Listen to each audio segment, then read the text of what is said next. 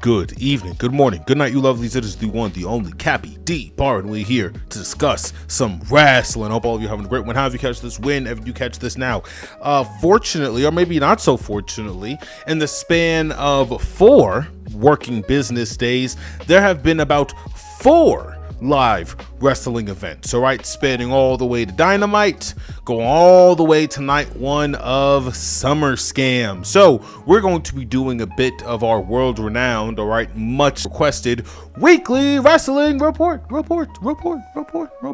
So we're gonna crack this thing open very quickly and very briefly because SummerSlam, or as I like to come it, because SummerScam, or as some of you like to call it, SummerSlam, it is still ongoing right now, and we are doing a bit of live coverage. If you would like to put that, put such a decadent title on it.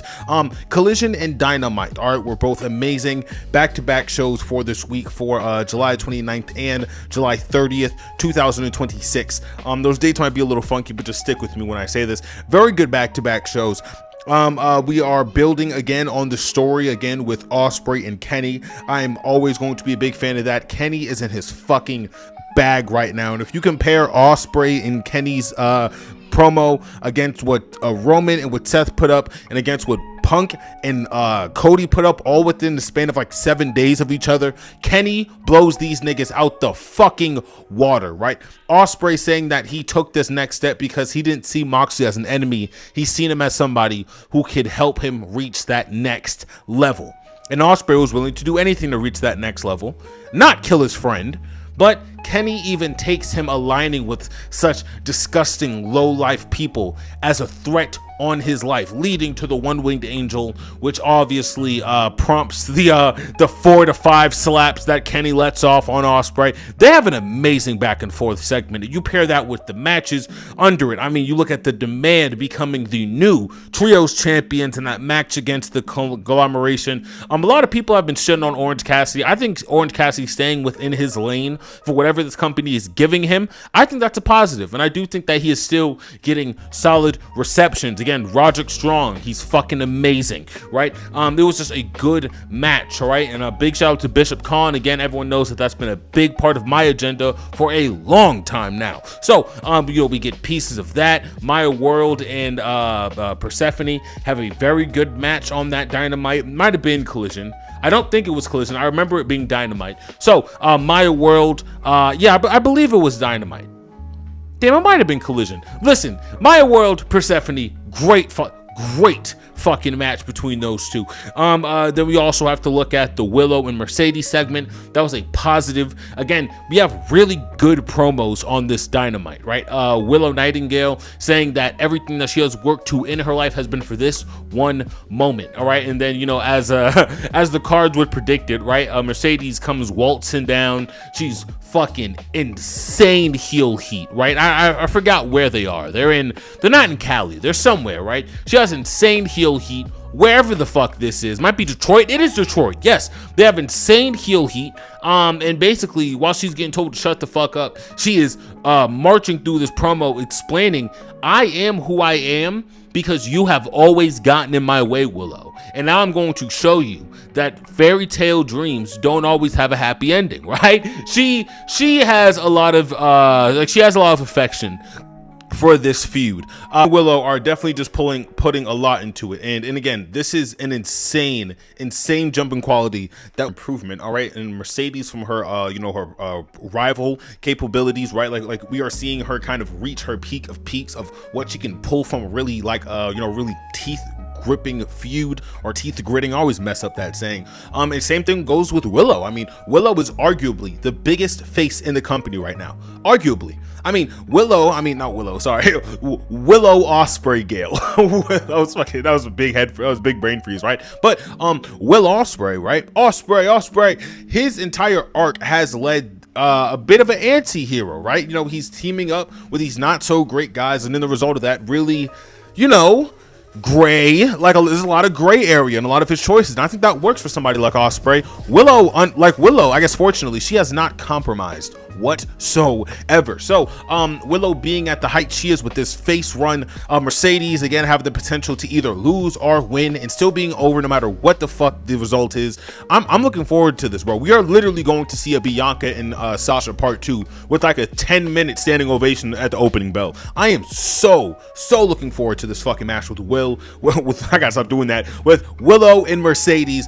Kenny and Ospreay have pumped so much fucking juice into this story. I'm here for it, bro. Andrade, Nick Wayne, I believe it was Andrade, Nick Wayne and Commander are Bandino. Oh man, there's no way I'm fucking doing this right now. Andrade has a great triple threat match. Andrade is white hot. He is white hot. It's great. It's great. Dynamite is doing a great AEW is having a great string of shows right now.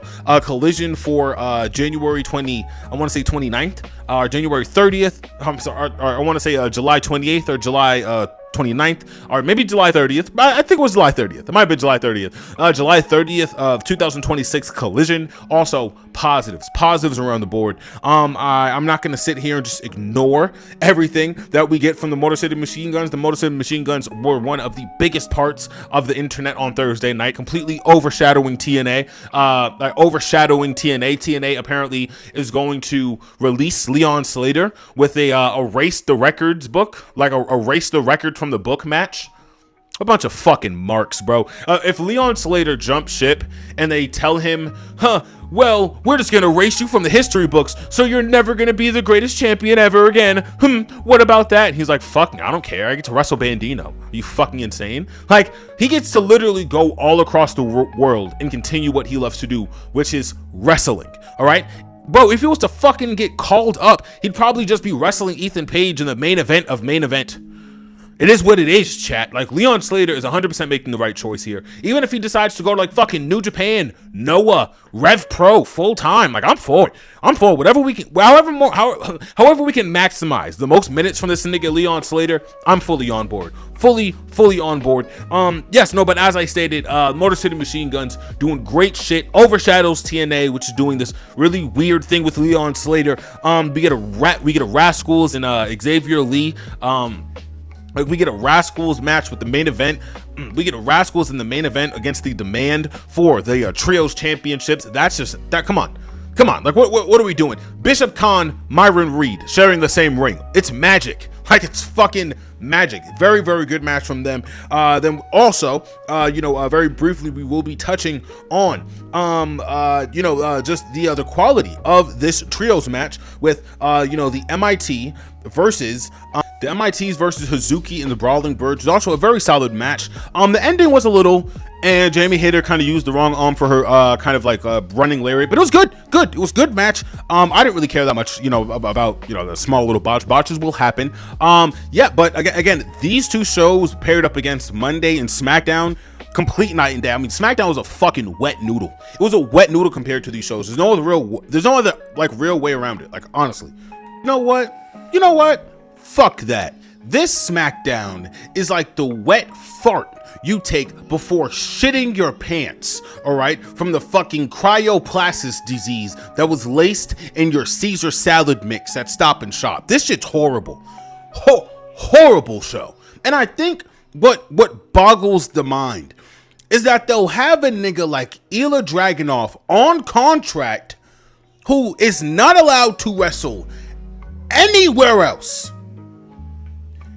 And they bring out Baron Corbin to dance and prance and frolic around against Trick Williams. When there are niggas back there who have been wrestling in just terms of kayfabe, right? Wrestling on main event, wrestling on almost every other SmackDown.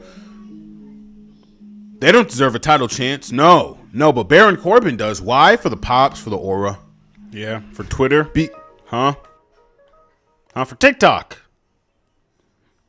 for Instagram, for those fucking impressions. These niggas would set you on fire. They would set the first 5 rows on fire if it meant that they'd have a better bottom line annual quarter meeting with TKO incorporations.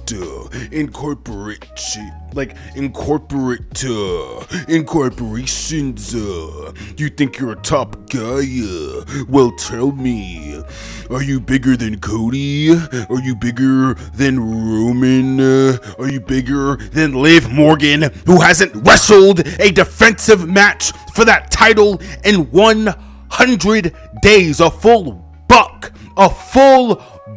Back in the day, you used to be able to buy a pack of maybe 2 to 3 to 4 packs of chips with Liv Morgan's undefended title reign. A whole buck, 100 days. It's I can't imagine walking into that creative room and throwing down on that fucking oak table Joe Hendry, Danhausen, Dominic Mysterio. Let the Motor City Machine Guns walk. Let New Day walk. Pigeonhole New Day until they become the most unbearable part of your fucking Raws. Then on the B brand, on the B show, Baron Corbin, no Mello, no Ela, no Jordan Grace. What does Blake Monroe get? What the fuck is Blake Monroe getting? I hope she's having her moment in the sun. Oh, I hope she's having her joyous, wonderful moment in the sun. I am completely out of fucking sympathy, bro. My pity well has ran dry with this company. I mean, look at some of the shit they do. Julia, I love Last Legend. We all know my Last Legend agenda stretches long, all right? Maybe all the way back to the Obama administration. To go back like car seats. I fucks with Last Legend. Heavy. Julia was one of Joshi's biggest wrestlers. Arguably one of Japan's biggest wrestlers. No less than 3 years ago. Where's Julia now? What does Julia get now? Does it seem fair? Does it seem reasonable to anybody? Dominic Mysterio didn't get anything good with that IC title belt. No memorable feuds whatsoever. He had like 17 matches with Penta, loses the belt, just becomes a fucking jabron. The fucking weekly jabron club. That's what Dominic gets. Biggest wrestler in the world, no less than maybe a year and a half ago. Julia, biggest wrestler in Japan about 2 years ago. Where is she? It's disgusting. It's gross. Blake Monroe jumped ship because she thought that the grass would be greener on the other side, just to find out that they're putting dyes in the grass. That's what's going on. Easily top women's wrestler 2 years ago. At least a minimum of a top 50. I mean, Blake Monroe was on fire in the dub. What does she get now? Backstage segments, that little nail biting thing she does, the exaggerated British accent, that is very much waned off over time due to her just being around a bunch of American acts. So now she's almost like forcing that accent. It's just, bro. And you know what the fucking craziest part about this shit is? Because even if you want to step away from the mid card, the nobodies, all right, the fucking Jabron squad. Let's look at Trick and Corbin. There's nothing there. Wanna know why? Because they don't have faith in Mello. Because them niggas is assholes. And they see up and coming black talent with organic heat. And they squander it. They step on it. They squash it. What's going on with Cody and Punk? Cody and Punk goes into SummerSlam. Night 1. Not even the main event. They go into night 1. Not even the main event. As two faces. Talking about how much they love and they respect each other. I love you, Punk. I respect you, Punk. But the people are tired of me having respect for you. So they just brawl like two old niggas. It was slow. It was. You know what sucks, man? You know what really sucks? When you throw the baby out with the bathwater, you know, you got to get new bathwater and a new baby, right? To sit here and like shit on the Young Bucks for being the age that they are, however they're moving that redemption match. Again, definitely not their best work. They've been doing this shit for 20 odd years. Not shocked. So when they move at the same speeds as like Punk and Cody, hey man, hey, those were grandpa punches, bro. Those, and again, if you really want to sit this shit side by side with Raw, and then you want to take those two joint shows against AEW's joint shows, like this shit's, it's a blowout, yo. It's a fucking blowout. And I think to say anything otherwise is just simple tribalism. It's unfortunate, but it's the truth. It is the truth of the matter. You know, and I think even looking at the SummerSlam cards are horrible. Night 1 has not been received very well. We're going to be getting to it in another video, but Night 2's on the table right now, right? The clock is ticking, all right? The crowd is abuzz. Are you man or are you mouse, Paul? Make the call. Make the call. All right, this was officially everything that your boy had for July 29th and July 30th, AEW's Dynamite and Collision, along with July 31st, SmackDown. Huh? It's a cool little show. Cool little show for the first two. Last show needs a lot of fucking work. It's needed a lot of work for a while now, so you know it's nothing new. Huh? It's nothing new. We will be getting to, the most recent in re-edition of our weekly world report, just including a lot of shit that's going on, a lot of things we will be talking about. Brand new day review is on the way. Hope all of you know it is on the way, so stick around, stay ready for that. But that's pretty much everything that your boy had. All right, hope all of you stay healthy, stay hydrated, however you catch this, whenever you catch this, and as I always say, all right, hope you all stay tuned, stay safe, and stay beautiful. Peace.